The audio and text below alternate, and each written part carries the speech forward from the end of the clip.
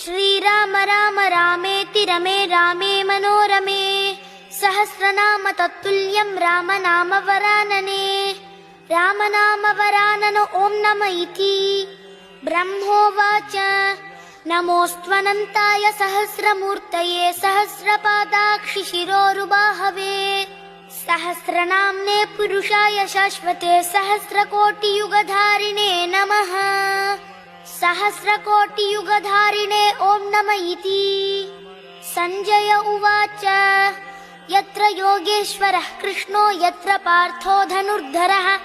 तत्र श्रीर्विजयो भूतिर्ध्रुवा नीतिर्मतिर्मम श्रीभगवानुवाच अनन्याश्चिन्तयन्तो मां ये जनाः पर्युपासते तेषां नित्याभियुक्तानां योगक्षेमं वहाम्यहम्